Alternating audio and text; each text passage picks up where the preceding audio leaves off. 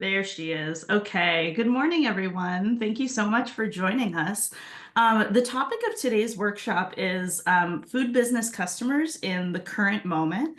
And after we figure out who your customers are and what they like and what they need, we'll be talking about different forms of marketing and engagement. So really looking forward to this. A little bit about Prep Shift. Some of you may know of us, but we are a firm that provides consulting, coaching, and technical assistance to independent restaurants and food service businesses. So that includes cafes, bakeries, food trucks, and more traditional restaurants. And we use financial training to help owners and their teams achieve their goals. In many cases, we we have lofty goals beyond just serving the food and making the money. And so Prep Shift is really committed to helping owners realize those visions. We have three members on the team here. I am joined by Carla Cornejo, our COO. Carla has a background in operations and software. We have Dylan, our CFO, who is our self-affirmed numbers guy. And then I am Irene Lee. I use she, her pronouns, and I'm the CEO. We all have worked in restaurants and done pretty much all the jobs that there are to do in restaurants. I have been a food business owner for 13 years in the city of Boston. And so I think in a lot of ways, we bring a kind of value because we know the challenges and how crazy it can be from day to day. So we thank you for making time to even come to this webinar. And so we'll get started with a brief overview of our agenda. So we will start with discussing some trends in diner habits and behavior. Then we're going to talk a little bit about branding and storytelling, our target audience, how we identify them and how we think about them, and finally, some strategies and best practices for the different ways we can engage and interact with our customers. So this is the plan for today. And what are our goals? Number one, we want to see where things stand in consumer behavior when it comes to dining. Coming out of COVID, a lot of consumer behavior has shifted significantly. And once we've identified those consumers, we're going to talk about the best ways to interact with them, reach them, and have them generate revenue for our businesses. I think a big message here for us is that we know you're busy and that you cannot do all of the things on your to-do list on any given day. And marketing often falls by the wayside. So knowing that your time is valuable and you have limited capacity, how can we make sure that the marketing that you're taking on is going to be really effective and drive the results that you want? So this is not going to be a webinar about like how to get on all the social media platforms, for example. We think that you can be a lot more strategic than that and hopefully drive better results. So let's hop into talking a little bit about today's food business customers. I want to give the caveat that customer data can be really valuable. A lot of the reports out there, including some of the ones that I'll share, provide insights based on different categories like age, gender, geographic location. Furthermore, they sometimes segment restaurants by type. So bars versus fast casual versus high-end dining. Of course, we want to keep in mind the sources that we are getting our data from and also how many people they're actually surveying. Many of the sources of data are folks who do want to sell you something, which doesn't necessarily mean their data is bad, but it may be focused or a little bit biased in a certain way. Today, we'll be presenting some slides and charts developed by Seven Rooms, which is a reservations and special event platform, the National Restaurant Association, Restaurant Hospitality, which is a trade publication, and Civic Science. So, of course, we want to see what this data says, but we want to take it sort of with a grain of salt, knowing that they are also catering to us as their target audience. And then finally, hopefully this is food for thought in terms of how you as a business owner can start developing your own data about your customers. We'll talk a little bit more about how we think about feedback and building systems for feedback. but your customers are going to have their own kind of unique profiles, and we'll talk about that more later. So, with all of those caveats out of the way, I wanted to present a couple of slides about some of the ways bigger organizations and institutions are thinking about consumer behavior. So for our first slide, we have a little chart of consumer behavior by generation.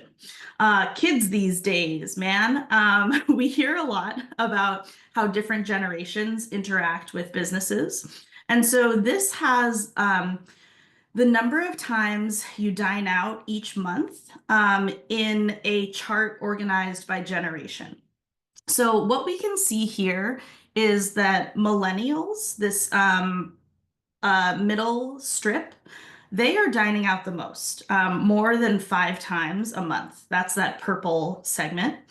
And our Gen X and baby boomers are dining out the least. 51% of them are only dining out 1 to 2 times a month.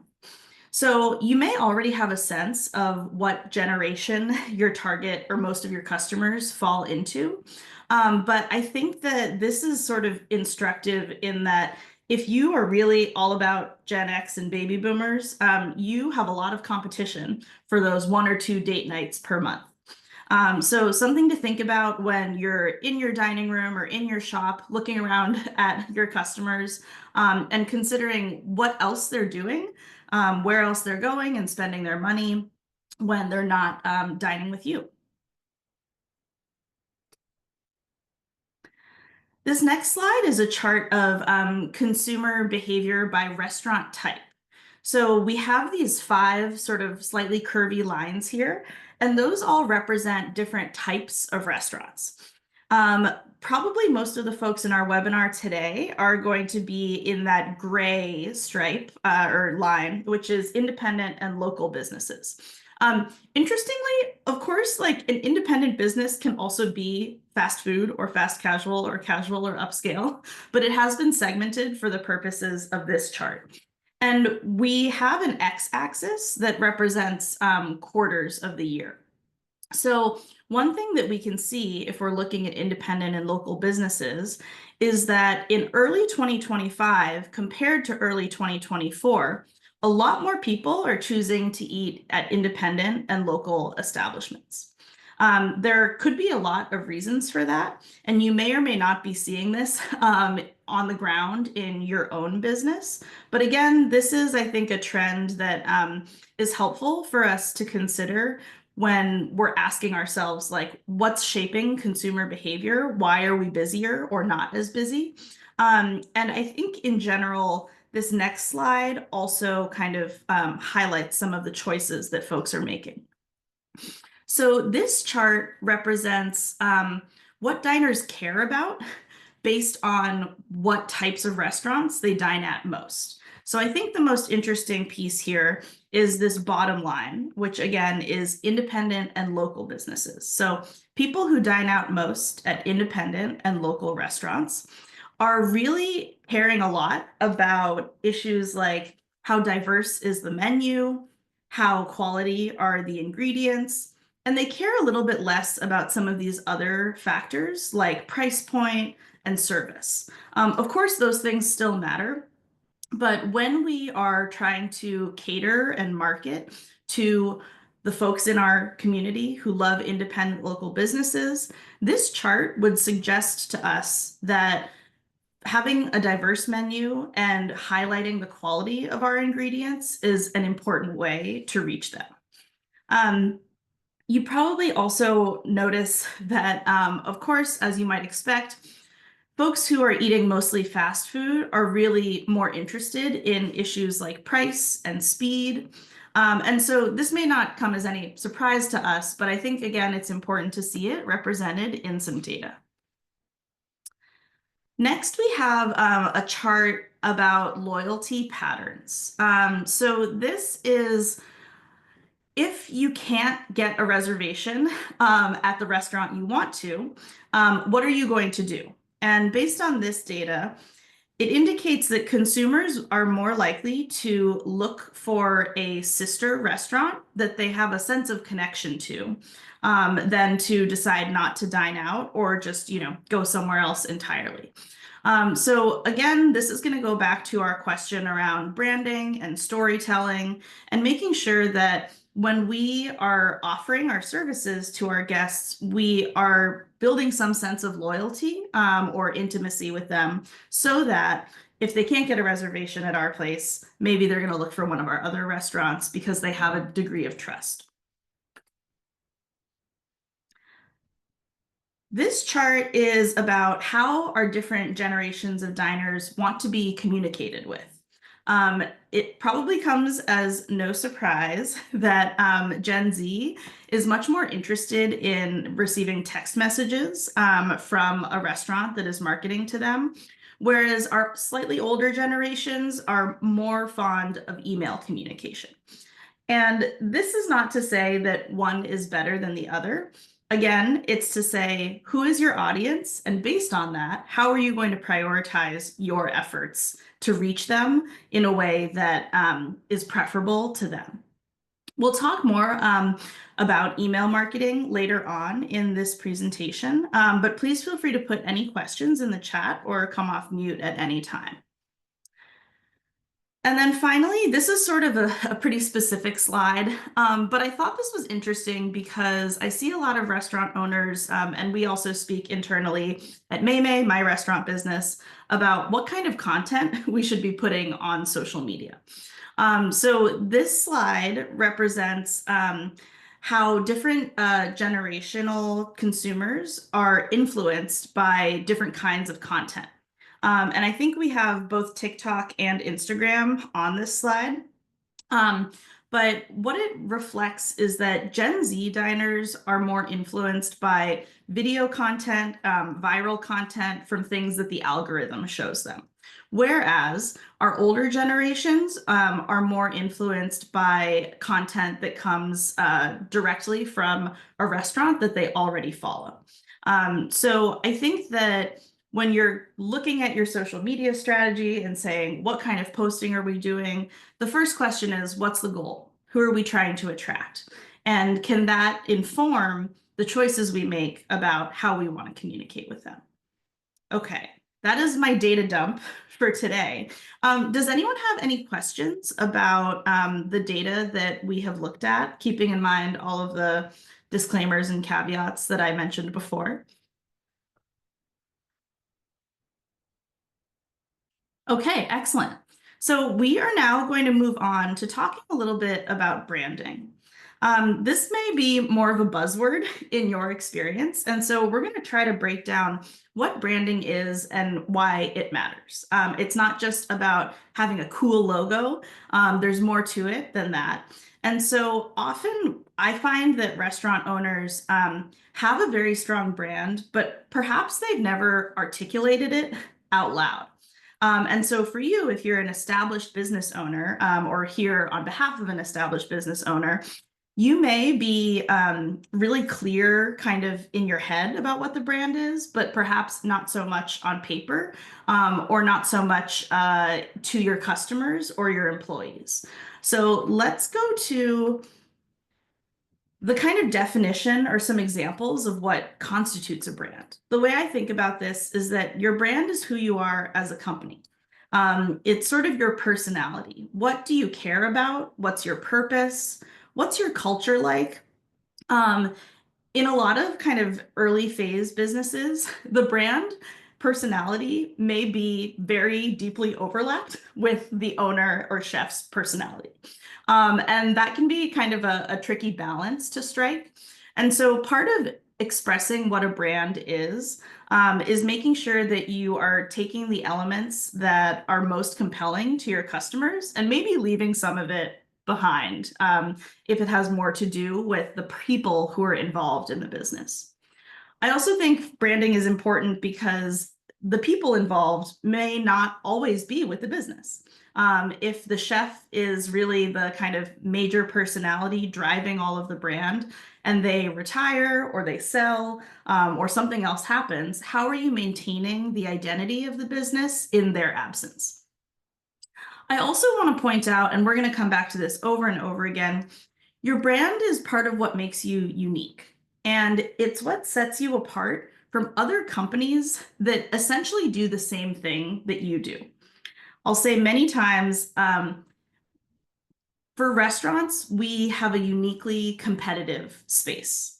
There are not a lot of other industries where on Main Street you might have 10 businesses all doing the same thing, i.e., serving food to people. You wouldn't have 10 gas stations or 10 pharmacies, right? So, especially in restaurants, brands are what set us apart, even if what we ultimately serve to the customer is not all that unique. So, I wanted to present just a list of brand personality traits. And as you're looking at this list, you don't have to read them all, but these are adjectives that we find you can often attach to a brand, either that you consume or that you hold as a business owner. And I wanted to invite some participation to go through an exercise of comparing and contrasting two brands that we are all probably pretty familiar with, ye old Starbucks coffee and Dunkin' Donuts. These brands effectively do the same thing insofar as they serve coffee, or at least I would say the companies do the same thing. But the brands are relatively distinct. And I will open the floor. If anyone would like to pick a word out of our word bank and say which brand it evokes more for you.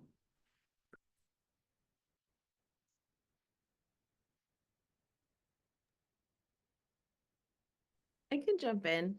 So when Starbucks first came out, especially, I think they gave me more professional character and maybe bold at the time. Whereas I always saw Dunkin' Donuts, especially not being from New England, as familiar and maybe more informal.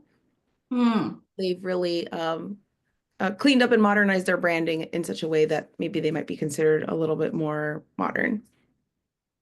But Awesome. yeah, Thank you, they all Carla. have distinct brand personalities to me. Totally. Dylan, I saw you unmute. Yeah, I would add that Duncan, I would say, is casual and fun. Thinking, in particular about like recent, I think they were Super Bowl ads. Like they're nothing about the coffee, everything about who the people are and what they're about. Who the people are who drink Duncan. And I think they're very different than the folks who are at Starbucks. And Starbucks didn't even advertise the Super Bowl, and maybe that's like, an indication of who they're after and who they're trying to inspire to come dine with them. Totally. I love that. Super Bowl ads, I think, tell so much about what a brand is trying to do. Jared, are you a Dunks guy? Um, no, I'm also not a Starbucks guy, I, but I figured. I'm a local guy. Of course you Um, are. but I would say, I mean, in a pinch, and this is why I would call Dunkin' convenient. In a pinch, and if I really need coffee, I'm gonna pop into a Dunkin'. Especially like at the airport, like the line for Starbucks is so much longer, but I can get in and out of Dunkin' pretty quick. I will say I think Starbucks is maybe a little bit more reliable in terms of their quality. It's like I know what I'm gonna get when I'm at Starbucks. Sometimes the Dunkin' iced coffee is a little different each day, and that's part of the joy and part of the quirk. Totally. But yeah, I would say if I have to lead in any way, I'd probably go with a Dunkin' over a Starbucks. I hear you. I'm the same way, and I will point out, I think all of us probably would go local before we made a choice for either of these brands. But I think the airport is a perfect example, right? You don't have a lot of options at the airport. And so again, I want to point out that especially these days, although Dunkin', I think, is perceived as being kind of more accessible, cheaper, more blue collar, there is less and less difference in the pricing of the actual items at these two brands. And I think that why I love this example is that we have all seen different ways that people react to and maybe have loyalty to these brands. So if I am a Starbucks girly, like what is that? And I would never go to Dunkin', for example. Like what is that saying about me? What am I telling myself it means to be a Starbucks girly and not a Dunkin' Donut? And so we really want to just kind of illustrate the point that even if you sell coffee, there are lots of ways to establish yourself and tell your customers who you are. I'll also point out while we're here that the different kind of adjectives and personality that we use in the brand really flows through and kind of reinforces things like design choices, for example. So Starbucks has a lot of granite countertops, dark wood, a more formal font in the logo, whereas Dunkin', on the other hand, is all like light wood, pink, bubble letters, orange. And so there's this kind of self-reinforcing dynamic with design choices and the brand identity. And so we'll talk about that a little bit more as it relates to our own independent businesses. So next activity for us is building on this one. This is a brand personality activity that kind of asks us to take a moment to think about where our brand might live on a spectrum of different adjectives. So again, I am going to ask for a volunteer, and we'll do this once, not twice. Who would like to represent a brand that either they work with or that is their own? I'll give everyone a moment.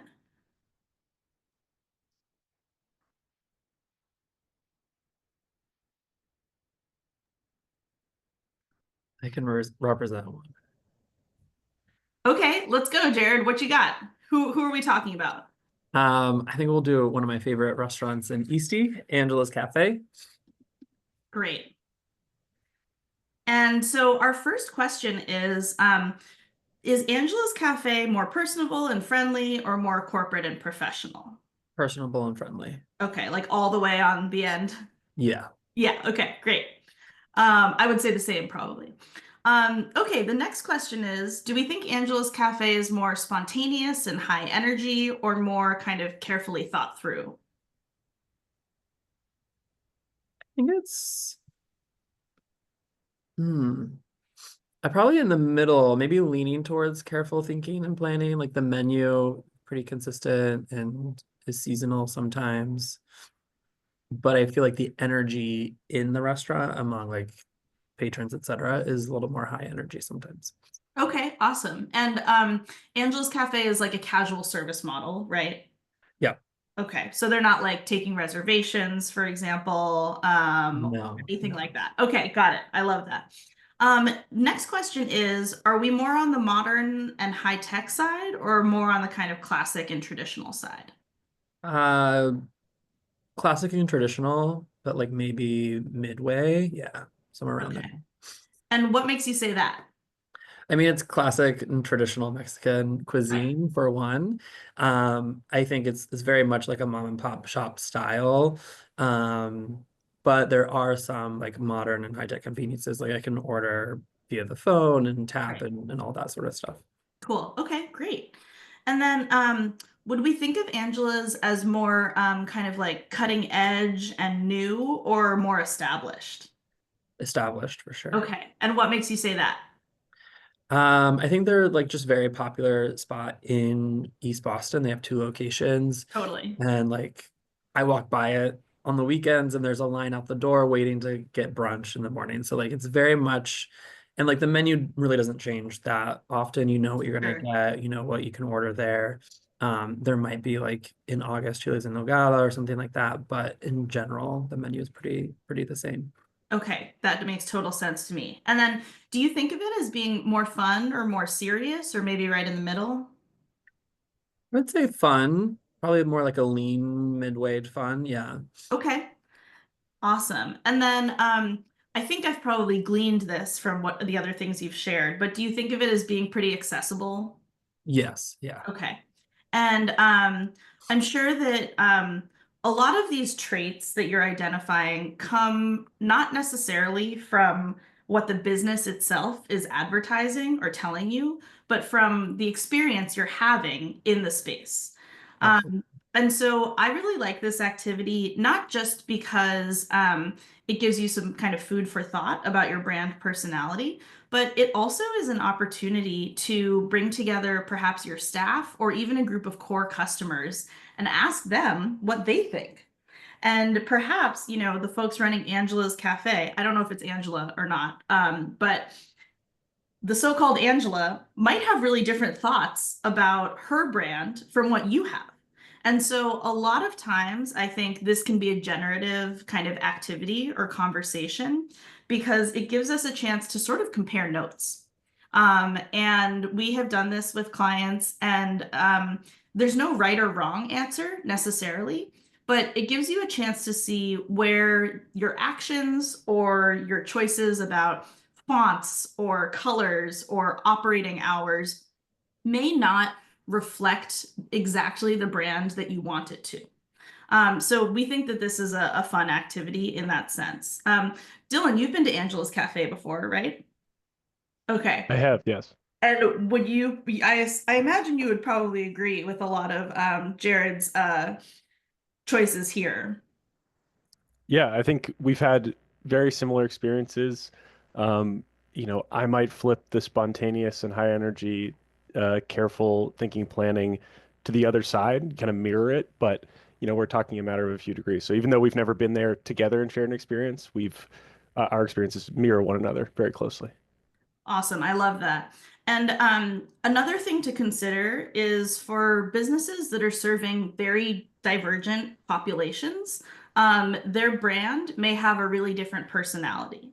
So, for example, I imagine Angela's Cafe serves a lot of Latinos who live in East Boston. And of course, they probably serve many people who do not fit that demographic. So sometimes a brand can get lost in translation or it may just not translate to a different demographic, whether that is literally a different language or a different kind of cultural demographic.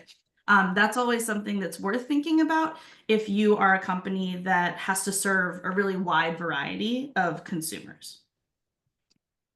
All right. So I wanted to just offer a couple more brand personification exercises that I think are a little bit fun. So brand persona, this is sort of what we've been doing, but it asks us, who would our brand be as a person? What's their favorite color? Do they like to use slang? Do they prefer TikTok or Instagram? The more kind of fun, weird facts you can come up with, the more it sort of paints a picture of who your brand is. The next one here is called Brand Superhero. So it asks us to imagine if our brand had special superpowers, what would they be? What are the crimes that they're fighting? And who are the villains that they are trying to take down? So certainly for a lot of values-driven brands or brands that really emphasize quality, there are some obvious choices there. So for example, I don't know, I'm wearing Bombas socks right now, and Bombas is all about sell one, give one to people who are housing insecure or, financially insecure. And so that's like a really clear, like our superpower is that we are providing direct, service to people, and we want to end homelessness, for example. But your brand's mission or its superpower may be something different. So that's just a little more food for thought. And then finally, Party Brand asks us to imagine our brand at a really fun party after one too many drinks, perhaps. What kind of silly things do they do? Sort of, if you took that personality and turned it all the way up to 11, would they be singing karaoke? Would they be trying to do a handstand, even though they've never done a handstand before? What kind of behavior emerges when inhibitions are down? And it's not that you would necessarily be or kind of express the party brand every day, But let's say you were throwing a special event or doing some kind of like press or PR stunt. This is kind of the question that you might ask yourself. What happens when our brand kind of goes crazy? Okay, so that's all fun stuff. Just want to make sure we come back to why this matters. Being intentional about your brand, as I've already said, positions you for success because food service is uniquely competitive. I can buy a bagel at 3 dozen different retail stores in Massachusetts, not to mention at Starbucks, at Dunkin', at the grocery store. So, what is it that keeps me coming back to a specific bagel shop that I love? And brand story, kind of the reason for being, who you are, what you value, that I think is the biggest secret weapon that food service businesses have when it comes to competition with chains or bigger, more established businesses. I also want to point out that for our industry, word of mouth is very powerful and it's free. So advertising through your most loyal customers who come into work on Monday and say, I just have to tell you about this incredible dinner I had. That is really, really valuable. And it can be positive or negative, right? And so if we know exactly what we're setting out to provide in terms of customer experience, we can be sure or we can really dial in the choices that we make to ensure the right results. We also probably know that people can come into work on a Monday and be like, oh my God, I had a terrible time. This restaurant was all over the place. Nothing made any sense, right? So we want to be careful because people always talk. We want to make sure they're saying the things that we want them to be saying. They're telling the story accurately and in a way that is compelling to their friends and colleagues. And so that's sort of the last point here, which is that you have a brand whether you shape it or not. Even without intention, a business can develop a reputation. Hopefully, it's a good one, but in many cases, it can be a bad one. And so, proactively investing in defining your brand and living out those brand values through your choices as a business owner helps you maintain control over what people are going to say and share about your business. Okay. Any questions about defining a brand?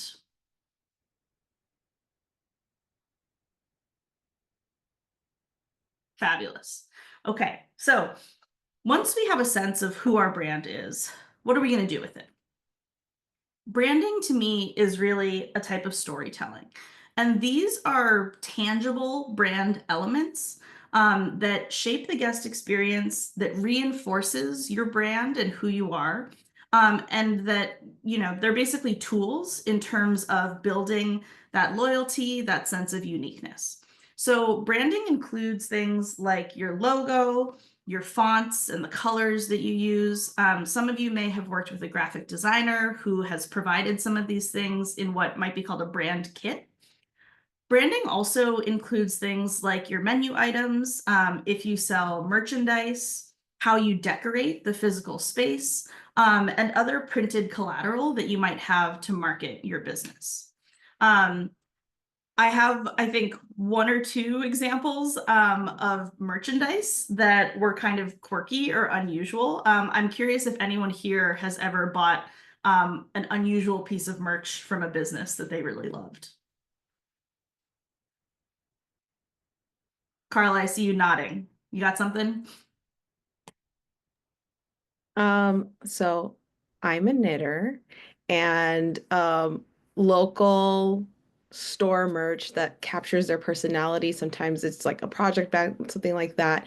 It just makes it really easy to like support the business and carry on like their like show off kind of where you've been in your travels. And I've done that for food businesses as well. So I love that.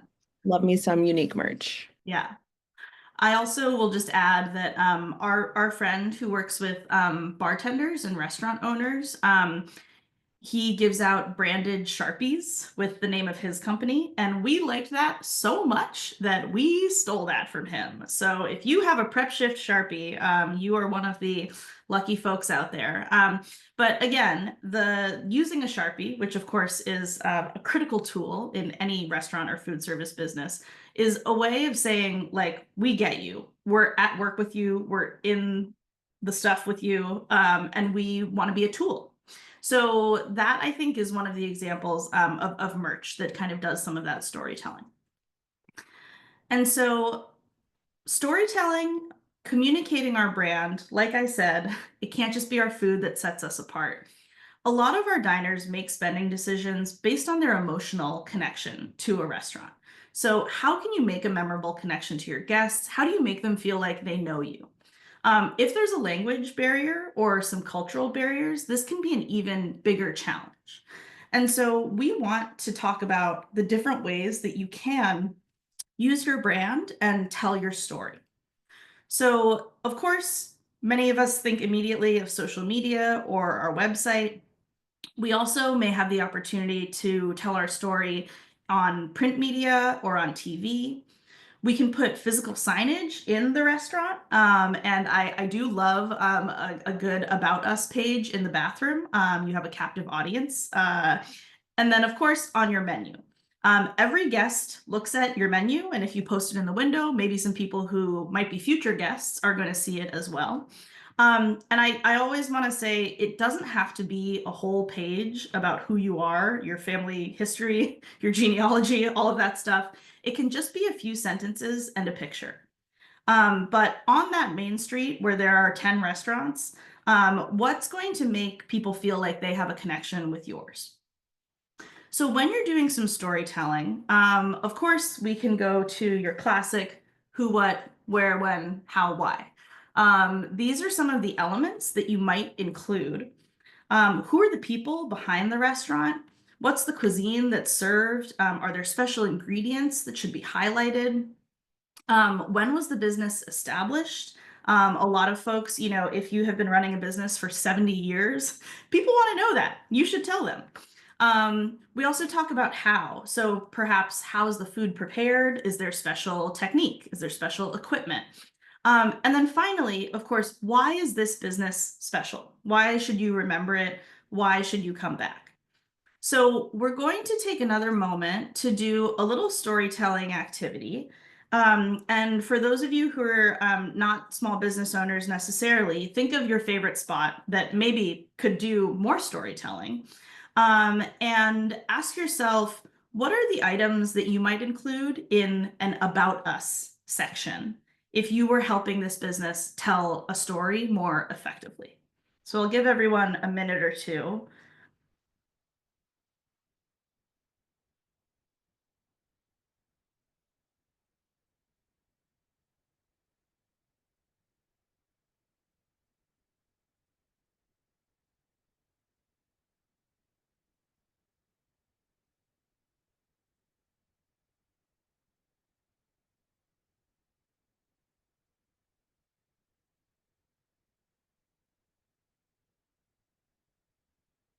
And I will start by sharing about a coffee house, a coffee shop that I like to go to downtown called Finn.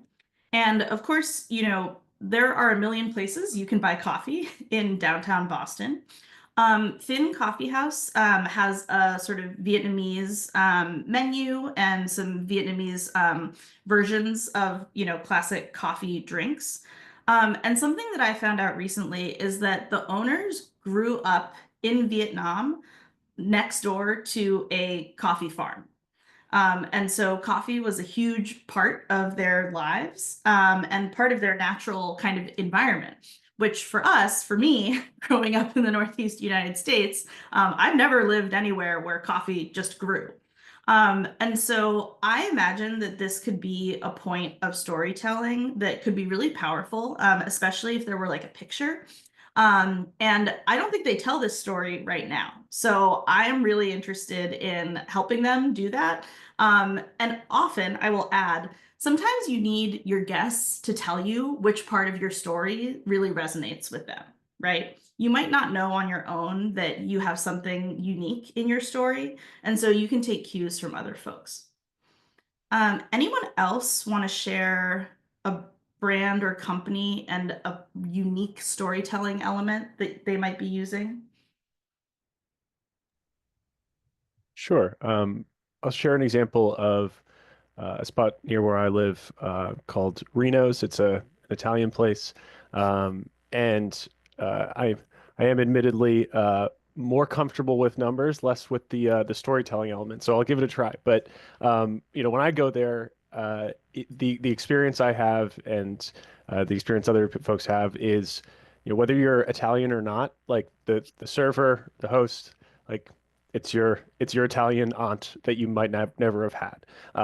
And the staff sort of bickers with one another, but you can tell because they love each other, and it's this like really family atmosphere. Both, guests come as families, and also you feel like you're there being served by family. You also leave with tons of leftovers, and having had friends with Italian grandmothers, you never just have dinner. You have dinner for today and tomorrow and probably the next day.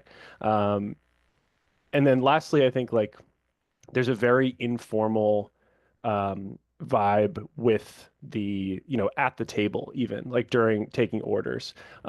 It's you're not in a rush. It's talk to me about what you like.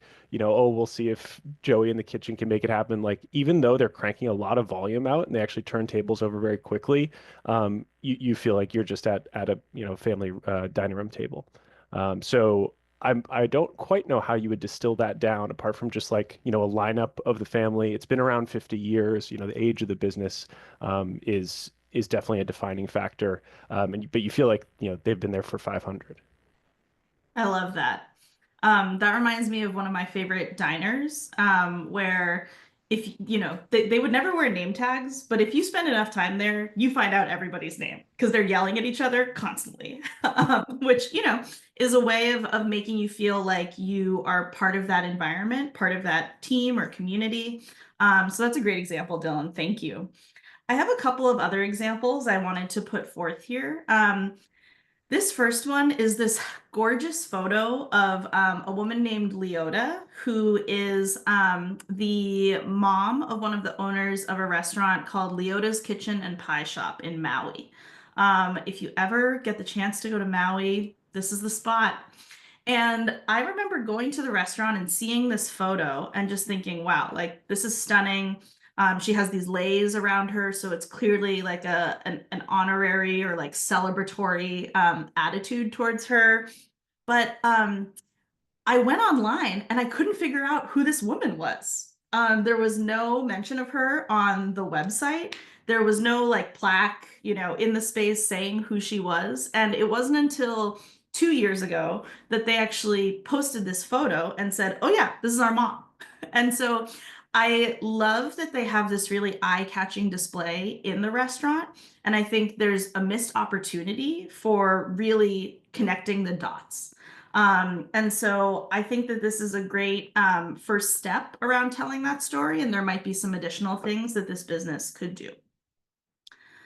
This next example is from a website of a dumpling company that's based here in Boston. Not my dumpling company, but I love what they do in their storytelling. So you can see on their site, they have some beautiful old photos of their parents' restaurant, which was called Sally Ling's. If you've been around Boston for a while, you've probably heard of it. And also these really sweet photos of family, at special events, cooking in the kitchen. And there's a lot of emphasis on happiness and togetherness. And I think that that captures a lot of the business's motivations. And, I don't know if there's storytelling on their boxes in the store, but think about being in the grocery store, in the frozen food aisle. What's going to catch your eye or set apart a certain brand from another one? It may be that there's an element of personality or storytelling. And then finally, this is from my business. You may be able to tell from the very poor lighting that this is a poster that we hang in the bathroom. So we are based in South Boston, but we, as Maymay, have been around for 13 years in many iterations. And so we want people to know that we have this kind of long history. We also want to brag that we were on Guy's Grocery Games, even though we lost magnificently to a really nice family. And so part of the idea here is that if you use the restroom at Maymay, you are going to get a crash course on the history of our business, and hopefully walk out of the bathroom with a little bit of new information, or hopefully even an appreciation for the history and all of the different iterations that our business has been through. Any questions about storytelling and how we do that, or reflections?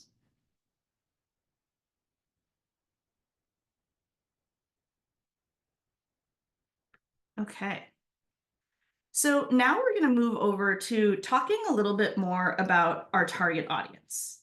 Once we understand who our brand or what our brand is, we should have a better idea of who our customers are. And why is it important to know our target audience? I love asking this question because we also work with a lot of early stage entrepreneurs, including folks who live in Cambridge who are thinking that they might wish to open a food business one day. And it's not that uncommon for us to say, who's your target audience? And for them to say, well, anyone who likes food. And I understand, I think, why we say that, right? We want to be inclusive. We want to serve everybody. We want to have as wide a kind of customer base as possible.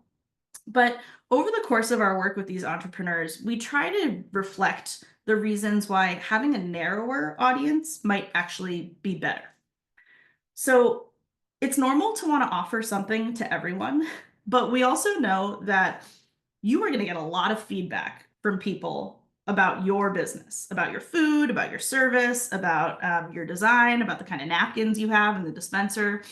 And so having a clear target audience allows you to actually filter that feedback to refine what you're doing rather than to water it down so it can be more appealing to everybody.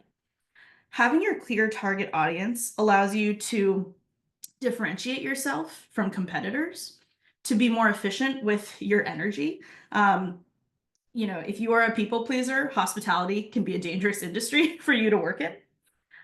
It also allows you to be strategic about your product, your marketing, and the way you shape customer experience. And then finally, having a core target audience allows you to cultivate regular customers. Regular customers still drive most of the revenue in small food service businesses. And so another way of putting this is like, can you give everyone a mediocre experience? Sure, but you could also give a small group of people an incredible experience. And that latter option is what is going to drive repeat business, customer loyalty, and a sense of connection. I would also just add that I think that it's really hard for a business to say, we might not be for you. Especially if you are struggling, if you are just trying to bring in any dollar that you can. But the truth is, a lot of businesses are just not everyone's cup of tea. And I think when we look at big corporations, we can see that.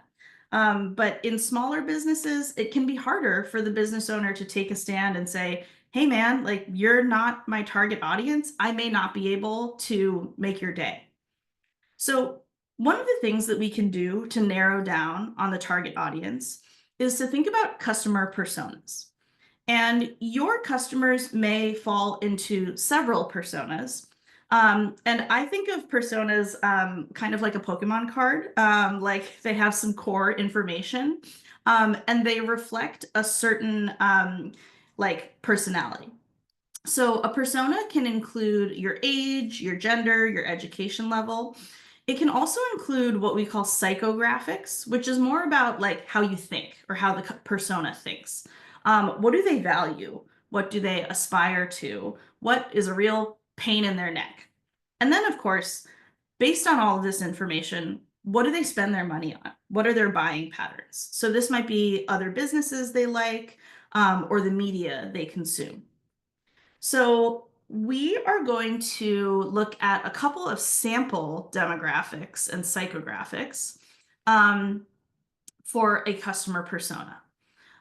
So this is just a sample that we pulled from online, and it reflects some demographics like this person's age, their gender, their marital status, their income, and also some psychographics, which I think are sort of the fun parts.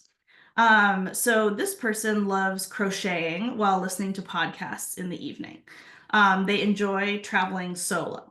And so in the absence of, a brand perspective, this might just seem like random information.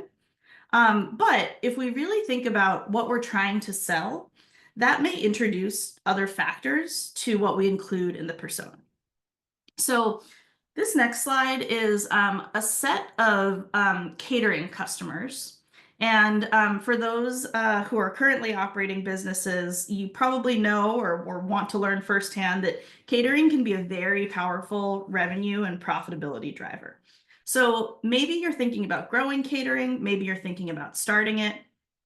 And so these are three different folks who all might order catering from you, but they all have different kind of use cases, priorities, needs, things they like and don't like.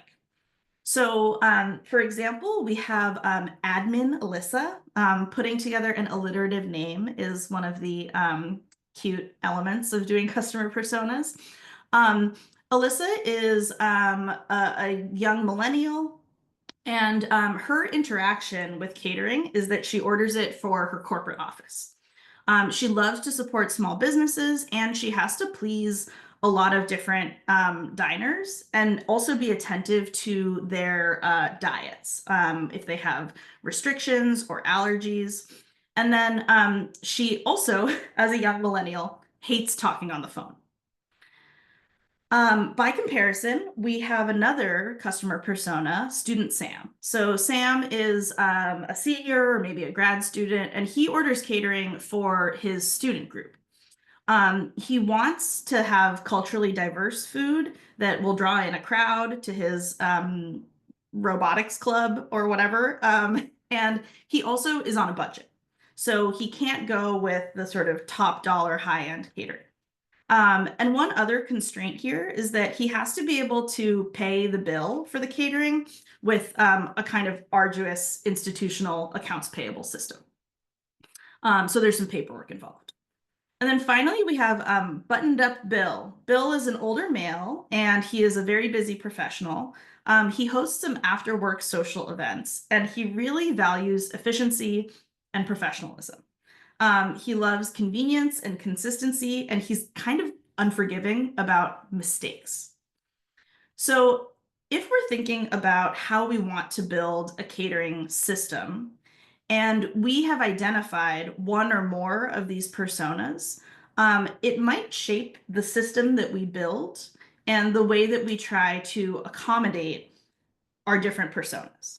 So for example, if we think, office catering, that's our persona, having a way to complete online ordering would really serve someone like admin Alyssa, who does not want to pick up the phone and talk to somebody. Additionally, having really detailed allergen and dietary information, not just on the ordering platform, but also with the physical catering, like signage or an allergen sheet. That would probably work really well for admin Alyssa, who has to manage all of these different demands. On the other hand, maybe you're catering more to students. And so perhaps you create a more budget-friendly menu option that is going to be a better fit for someone like Sam, who has to be really sensitive to price and needs to be able to feed a lot of people. And then finally, for buttoned up Bill, sometimes catering customers are tough, right? They need a higher touch. They want a very sort of formal feeling intake and checkout system. So maybe you're sending Bill a regular customer feedback form, because that's the kind of thing he likes.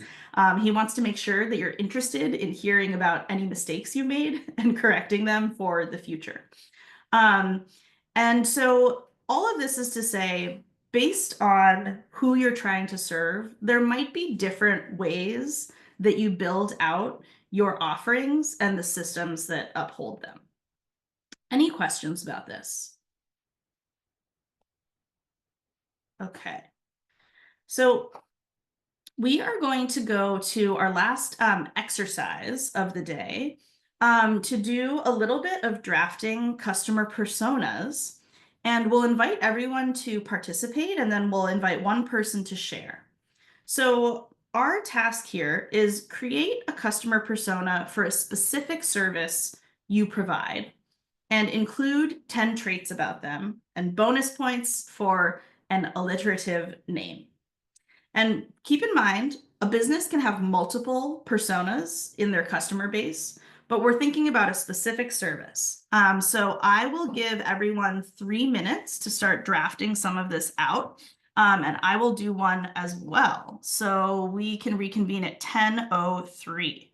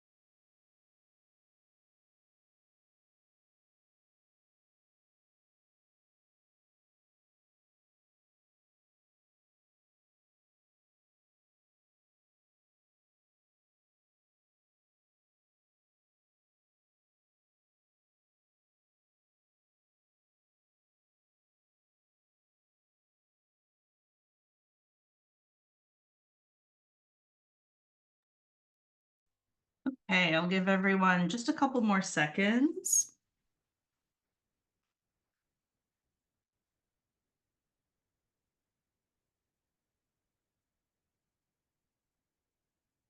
Okay. Would anyone like to share a customer persona that they've drafted for a business? Oh, Katie, hi.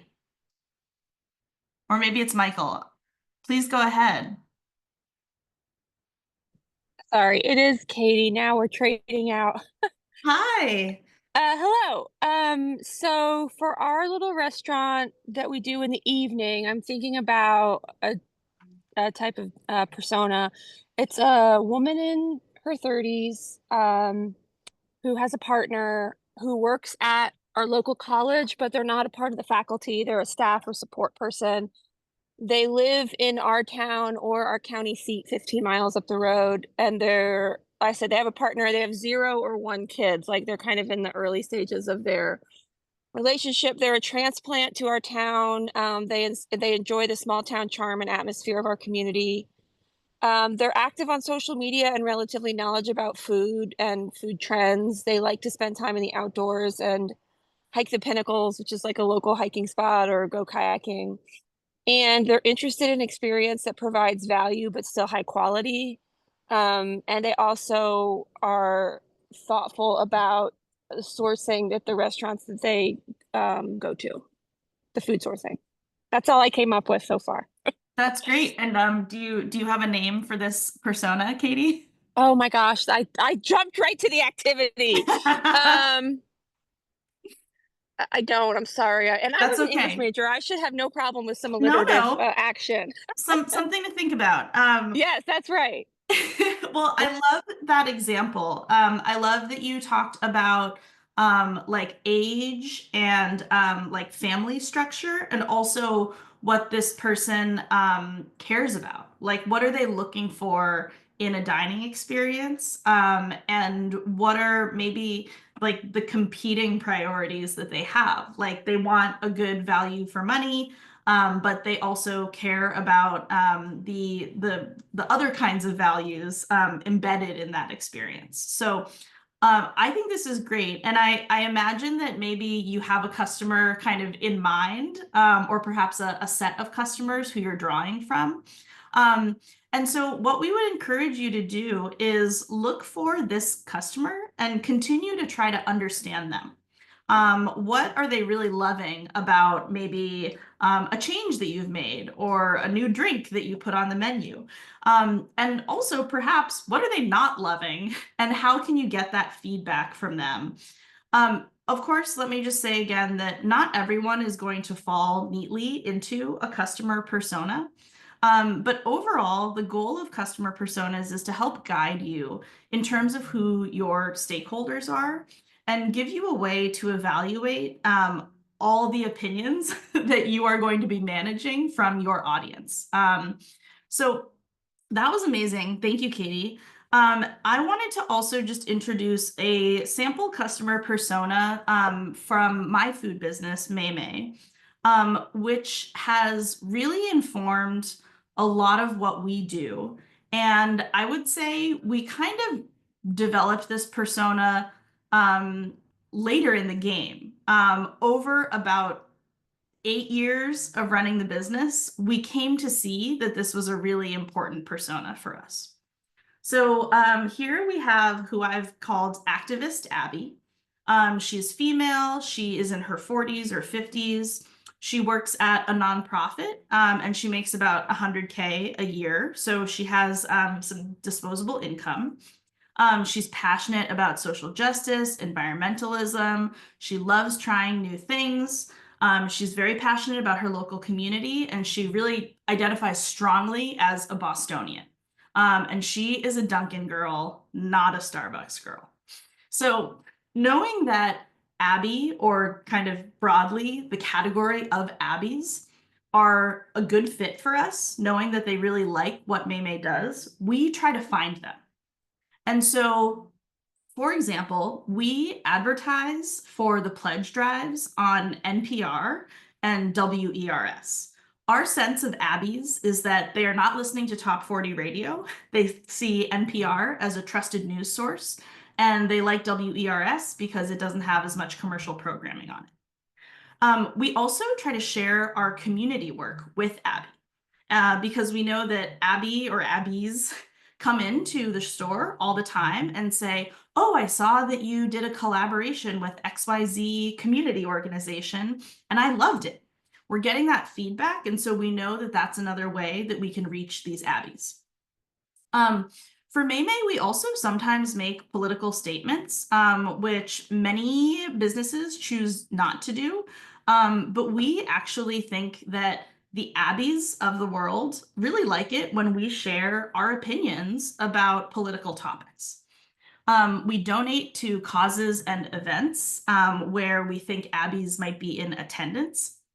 And then we also sell at farmers markets. The Abbies of the world probably do shop at traditional grocery stores, but they really love being at a farmers market. It aligns with their values, it feels good to them, and they like talking to people there. So hopefully this example is helpful for many independent businesses. I think Abby is one of our personas, or someone similar to Abby. But understanding what motivates Abby is one of the ways that we can shape our offering to accommodate and best serve her. Another thing that I would say is that we have customer personas who are kind of in a totally different quadrant. People who do not care about community work, who do not want to hear about politics. And so we have to come up with other ways to motivate them. So your target audience, like ours at May evolve over time, or patterns may emerge over time. To do customer personas, you can start by identifying some of your top customers and their traits or their habits. And keep track of these and try to understand what they like best about what you're doing. This can be through informal conversations or surveys, but anytime you gain an insight about a customer, it should ideally be recorded. One of the best ways to start doing this is to train your staff to say, what brought you in today? Or how did you hear about us? This could even just be like a piece of paper taped to the wall where you put a tally every time you talk to a customer. But that's one of the things that we think is a huge missed insight for a lot of businesses. And then, of course, if your strategy needs to change because consumer behavior has changed, because the economy has changed, feel free to change it. Your business does not have to do the same thing for 80 years just because that's what you've always done. You can take cues, and certainly in COVID, all food businesses had to shift their strategy, but take cues from those customers.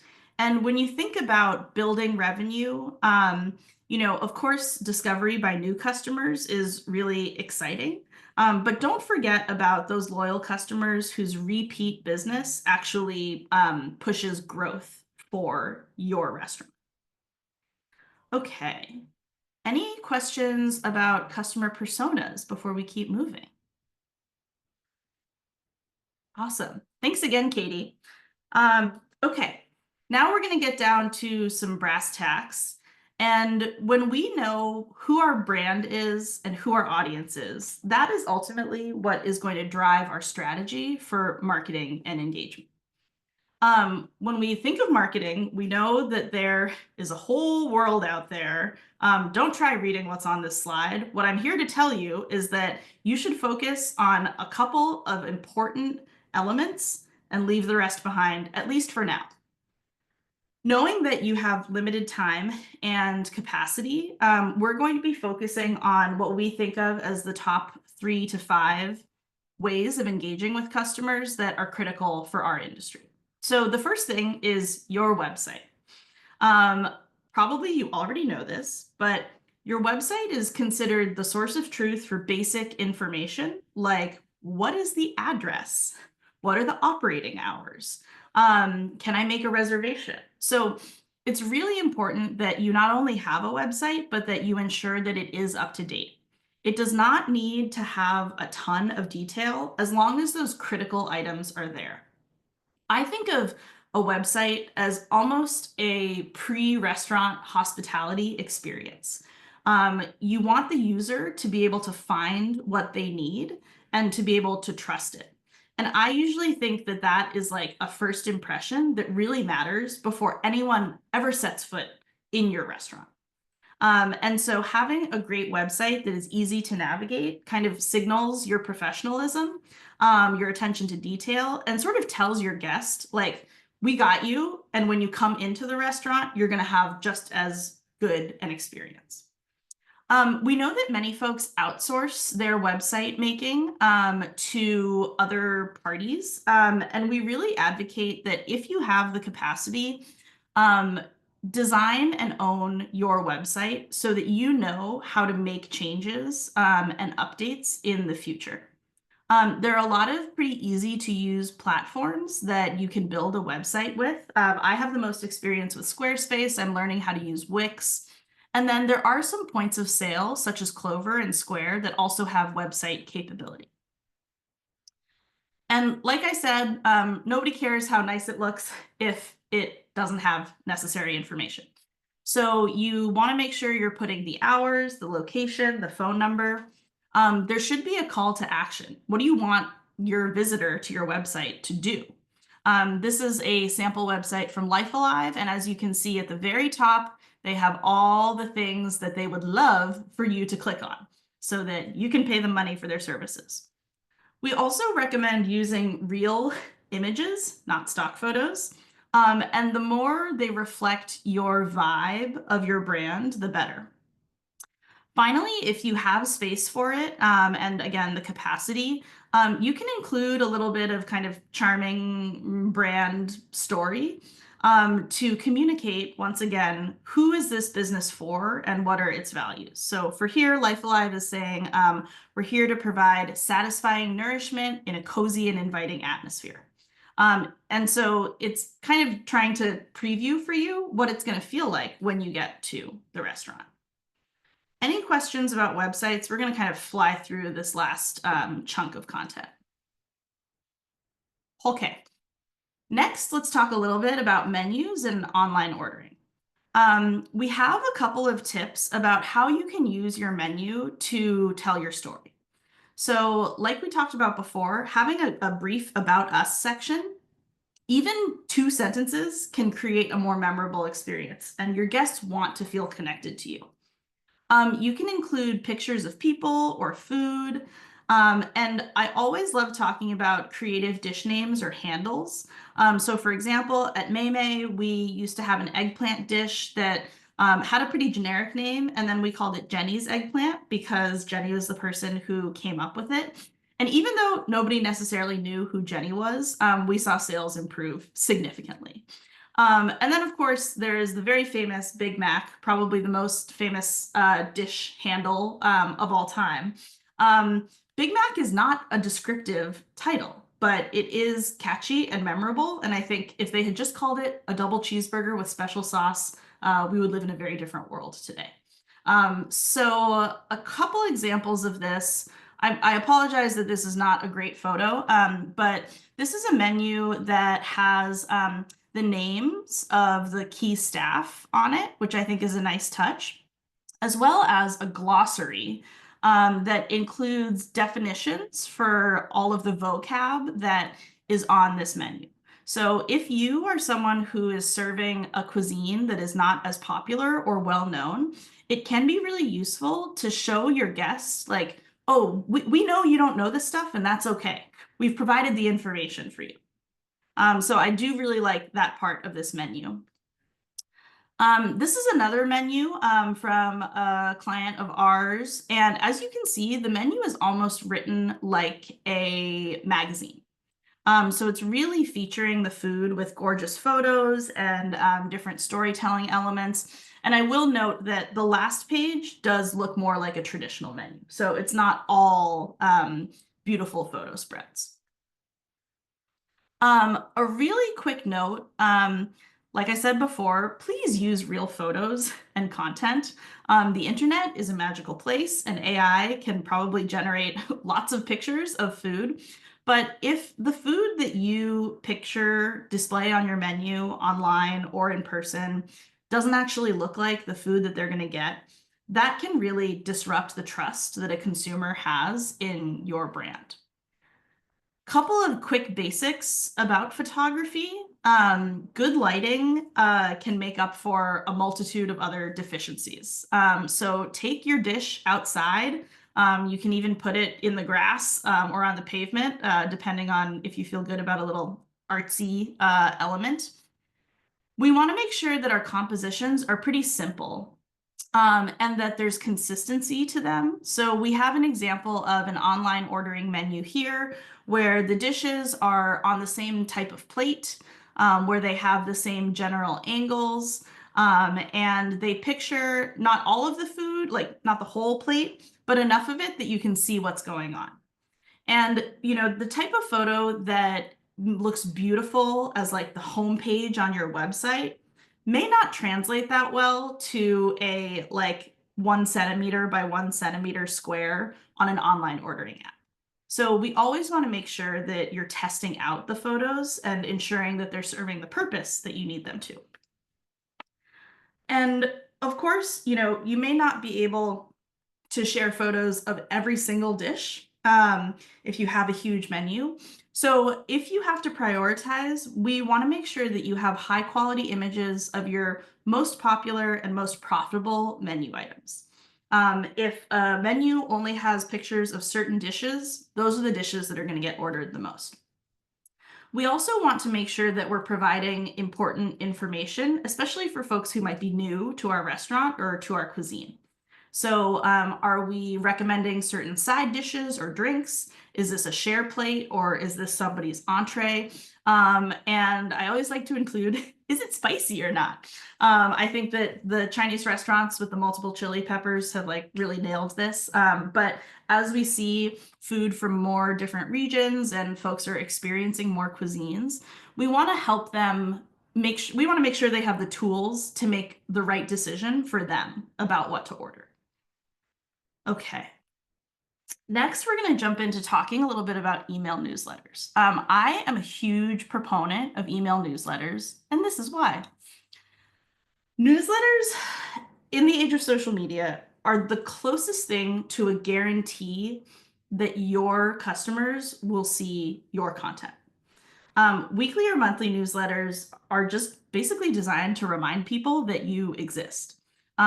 People are not failing to come to the restaurant because they're mad at you. They're busy and they have a lot on their minds. And so they just need a prompt or a ping. And again, as we've said before, your business is from repeat customers. And so you want to make sure you're retaining them. And poking them every week or every month is a great way to stay at top of mind for them. I also think that newsletters are really valuable because they provide analytics, meaning they have numbers that you can understand and that show what people are looking at and what they're clicking on. So this is a sample of our newsletter from Maymay Dumplings. We send a weekly newsletter to a smaller subset of businesses and a monthly newsletter to a bigger group. And as you can see, we usually get 1 or 2% of people to click, which means about 90 clicks. And we usually get about 70% of people to open, which means about 4,000 people opening the email. These are pretty good numbers, but even if they were much worse, compare that to Instagram, where Maymay has 28,000 followers, but even our best posts only get about 700 likes.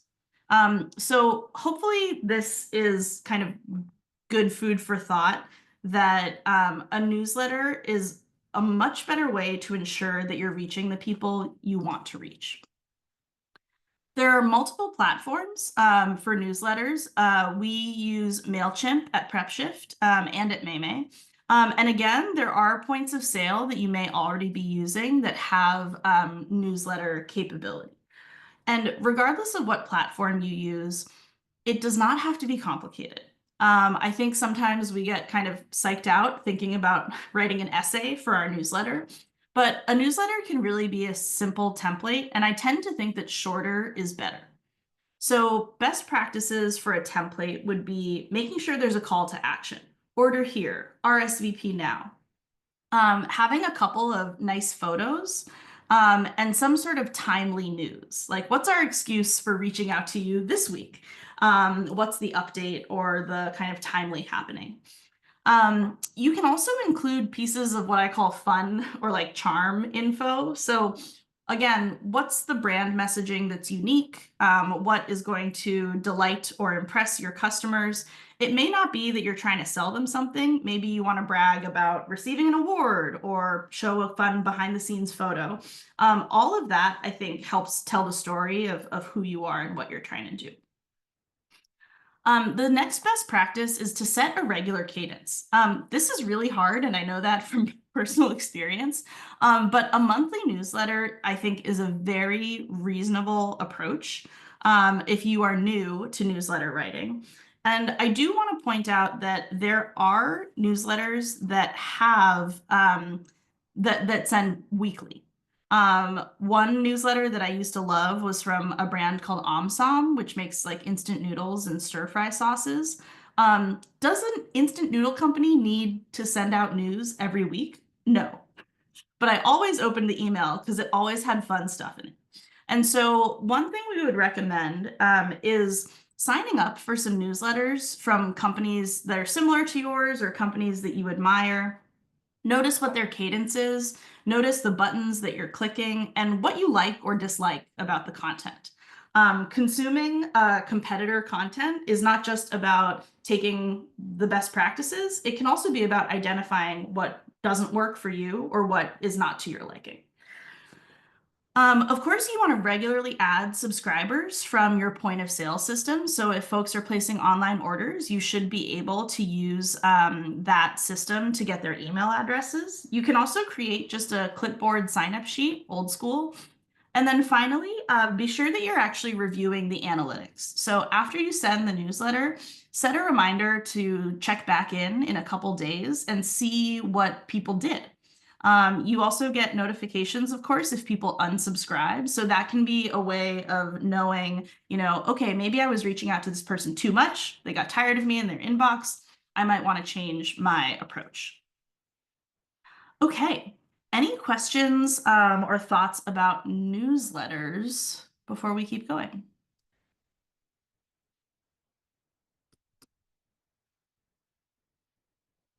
Excellent. All right, so real quick, we're going to go through some social media and press, and then we're also going to talk about reviews, and then we're going to be done. So I think for a lot of restaurant owners, social media looms as this kind of impenetrable but somehow critical way of communicating with customers.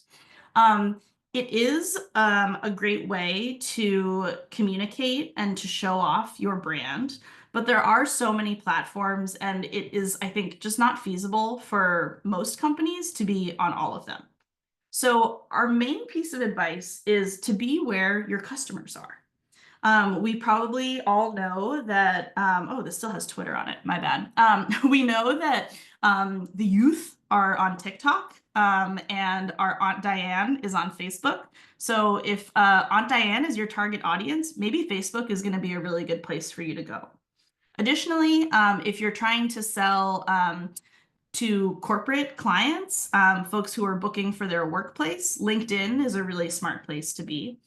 And then these brands on the bottom are apps that help you manage your different social media. So for example, at PrepShift, we use Buffer, and Buffer helps us create content for both Instagram and LinkedIn pretty much in one fell swoop. So we would advise choosing one or two platforms, again, based on your target customer and your customer personas. Try to have a regular cadence for posting, and we would say to include a mix of food, people, and behind the scenes content. Uh-oh, my slide deck is freaking out. Okay, let's try that again. Okay, I think we're back. And you can really use this as a space, again, to tell the story of your brand.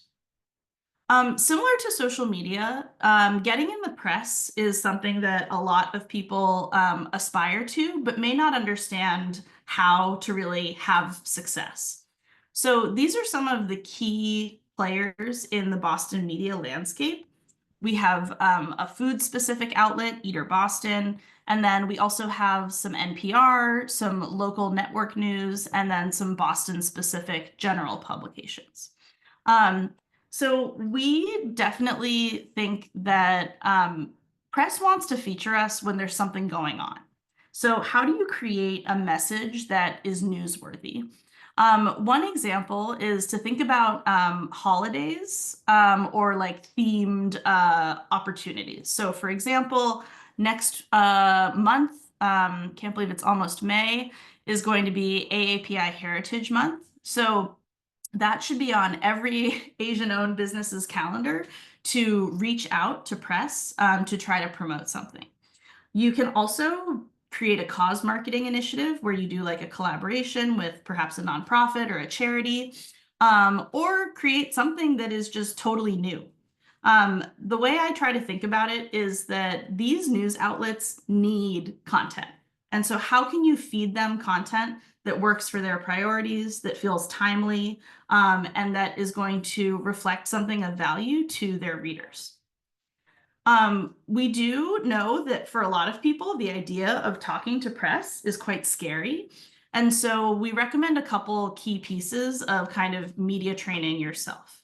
So try to practice, write down a list of questions you think you might get asked and rehearse them until you're ready. Try to be camera ready so that when they arrive, you are on time and ready to go. Restating the question as a complete sentence is like a kind of random recommendation. So if someone says, Irene, what year did Maymay open? Instead of just saying 2012, I would say Maymay opened in 2012. This is something that you can also practice, of course. This next one might be pretty obvious, but don't share anything that you do not want quoted. And you can always go back to the journalist or whoever interviewed you if you said something maybe you don't feel that great about, and ask them not to use it. Relax, and I would say 90%, just be yourself. They are aware that you are not a media trained celebrity, and that's okay. Try to take direction from them, and make sure you smile. That's one thing that I am always being a stage mom about, is make sure you're smiling. Okay. In terms of actually reaching out to pitch to press, email tends to be the best way to get in touch. A clear subject line, a short and sweet email, all of the information they're going to need, plus some images. And then the other kind of thing I want to highlight here is to be responsive. If you send an email, even if it takes a journalist 5 days to get back to you, try to get back to them right away. That's a way to build a relationship that shows the journalist that they can count on you. If they need a quick quote for a more general article, if they need a fast turnaround on something, making sure they know that you're on top of it is going to be great. I can't tell you how many times I have recommended that journalists reach out to a certain business and the journalist says, yeah, I never heard back. That is a stab through the heart for me, because that's so much missed opportunity. Great. Any questions about press before we move on to online reviews?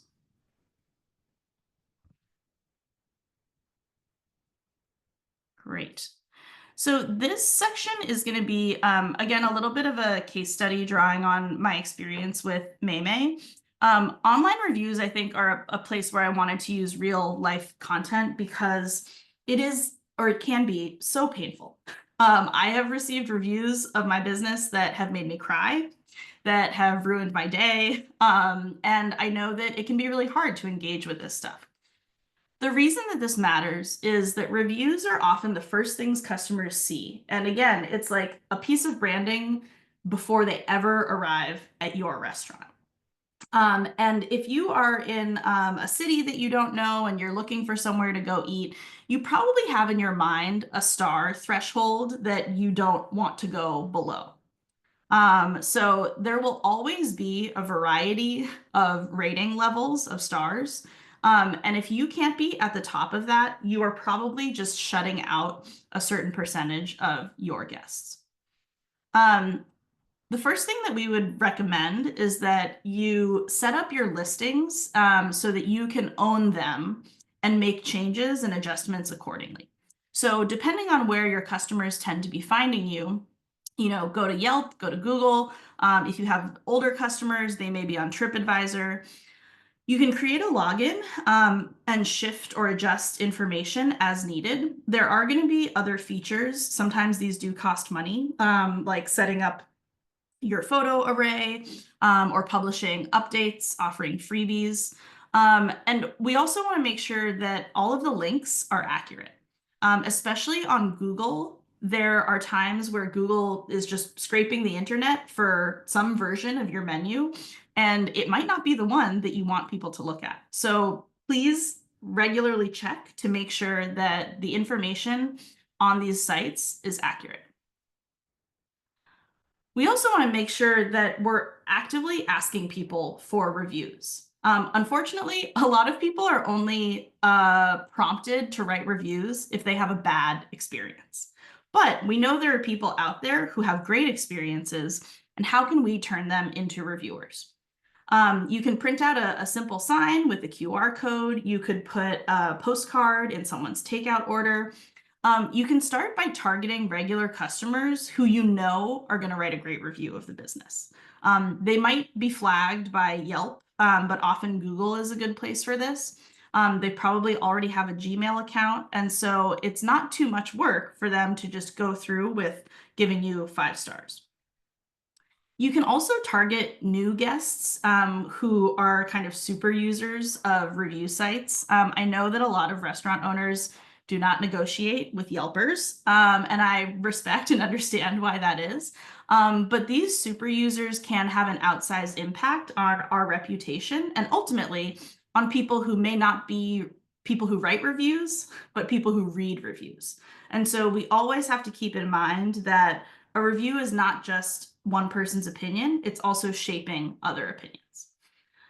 There also is an app called Ovation that helps collect feedback and route folks to either be in touch with the business if there's an issue, or to write a review if they had a great experience. We don't have any clients who use it, but I do think it's an interesting model, and so I just wanted to mention it. So a quick case study on what Mei did in 2017 and 2018 to try to increase our rating. The first thing we did was read past reviews and identify the problems that came up, especially recurring problems. And then as new reviews came in, if they were negative, we tried to respond to them if we thought that they were salvageable. There, unfortunately, are always going to be abusive reviewers, and we do not try to waste our time on them. But between 2017 and 2018, we were able to increase our average review from 4 stars to 4.5. And as we've talked about before, this can have a real impact on bringing people into your business and growing revenue. So our strategy for responding to negative reviews was, number 1, make the customer like us and make sure they know we care. Even if we do not agree with their opinions, we can show them that we care about their opinion, even if it's a wrong opinion or one we don't like, and try to demonstrate to them that there's a real person running this business. And then based on that ability to build rapport, follow up with the customer and ask them to either update their rating or change it. So I wanted to give a couple examples here. These are in 2020. Stephanie L. did not have a good experience at Mei. She didn't think the sauce was good. She found the texture upsetting. Ugh, that is upsetting. And so she gave us 2 stars. So the first part of our strategy is try to make it up to them, try to make them like us. So we offered Stephanie a refund or a credit. And we also said, hey, you know what? We think maybe you're right. We really appreciate your feedback. Stephanie wrote back to us and said that she would prefer a refund and wanted to give us a second chance. So we said, no problem. We would love for you to come back and try in the future. And finally, we would appreciate it if you would consider revising your Yelp review. A negative Yelp review really does impact our business. You'll notice that we signed it from Alyssa, my business partner at Mei, to make sure that she knows it is a real person who is responding to her. And we were very gratified to see that Stephanie updated her review to 4 stars and said that she would give us another try in a couple of weeks. I know that for a lot of restaurant owners, this may not seem like a worthwhile effort. And I think that as Yelp kind of, I don't know if Yelp is still at the same level of popularity, but we're seeing fewer reviews on Yelp. It may feel like something that you don't need to prioritize, but again, this is just a way of engaging with people and letting them know that you're listening to them. This is a similar situation. Maddie felt that our dumplings were embarrassingly bad, ouch, and had no flavor, double ouch. So after we lick our wounds, we go back to Maddie and try to make sure she feels heard. And she provided an update as well. We promptly reached out following the original review and offered to remedy the situation. Again, I think for so many businesses, our food is not going to be to everyone's liking, but hopefully we can offer a customer experience that does meet their needs. And on some level, as a business owner, I kind of love when I get reviews that are like, hated the food, hated the drink, everyone was so nice. Like to me, that is kind of a saving grace that we have a way of offering hospitality to all guests, even if they are not our customer persona or our target audience. And so I think that is one way of thinking about interacting with guests online, even though it can be very painful. So that brings us to a close in terms of talking about all of the strategies and modes of engagement. I want to emphasize again that social media is not the be all end all, and that you should talk to your customers about what motivates them, where they get their information, and what prompts them to come into your restaurant. And focusing on your regular customers is a great way to build up that healthy base of recurring revenue that might then give you the opportunity to try to go garner new customers. But we really think that focusing your efforts based on what you know about your customers will yield the best results. So to wrap things up, those are sort of our takeaways: quality over quantity, and finding and retaining your audience is key. We would welcome anyone who wants to share a reflection or a question, as well as your feedback via this QR code. It really is a 2-minute survey, and it helps us ensure that we can provide value to you. We promptly respond to all negative reviews and would love to just get your input.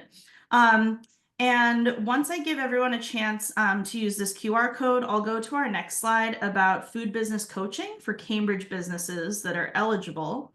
But for now, let me just open it up to see if anybody has a reflection or a question.